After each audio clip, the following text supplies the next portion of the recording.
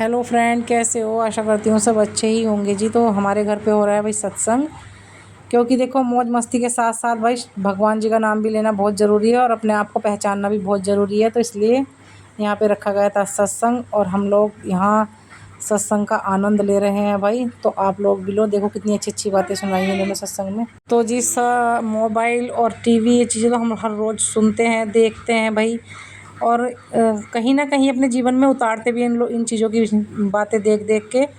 तो भाई जैसे मोबाइल और टीवी को देख के हम अपने जीवन में उतारते हैं सारी बातें, उसी तरह देखो भाई सत्संग की बातें सुनकर भी अपने जीवन में उतारो। मतलब बहुत ही अच्छी अच्छी बातें बताई इन्होंने और मन को बहुत शांति मिली इनकी बातें सुनने के बाद।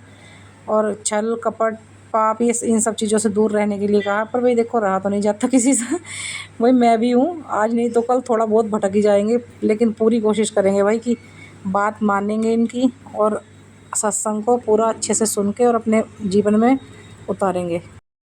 भाग्य का जो बॉक्स है वो हमारे साथ सचिव में भेज दे, किलो बक्सा भर के ले लो।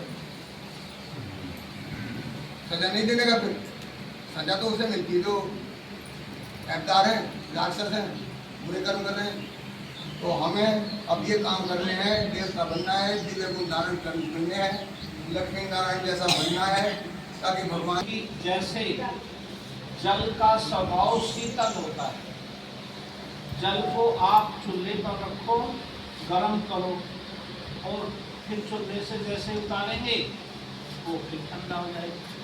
गरम करो तो गरम होगा और उसके नीचे से आँच हटाई, चूल्हे से उतारा, शांत हो जाएगी।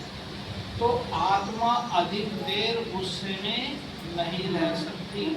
अगर उसे गुस्सा आया तो बहुत सारी एनर्जी उसकी खत्म हो जाएगी।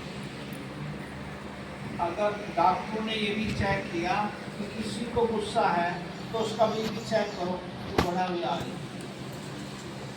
कहते हैं ना कि भाई ये तो इतना गुस्सा करता है, इतना गुस्सा, इसमें तो अपना शरीर का खून भी जला दिया।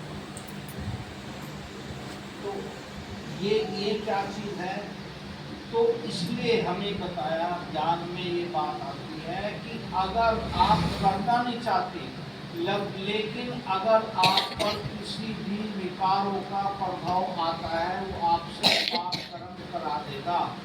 और कर्म का सिद्धांत भगवान ने रखा, जो भी कर्म आपने किया, अच्छा किया तो अच्छा फल मिलेगा और बुरा किया तो बुरा फल भी भोगना पड़ेगा। ये कंपल्सरी है। इसलिए सब चाहते हैं हमारे से कोई पाप कर्म ना हो, नहीं तो सजा क्या हुआ। तो इन्हें जैसे रावण या शैतान का प्रभाव आत्मा पर, तो आत्मा पर प्रभाव आता है रावण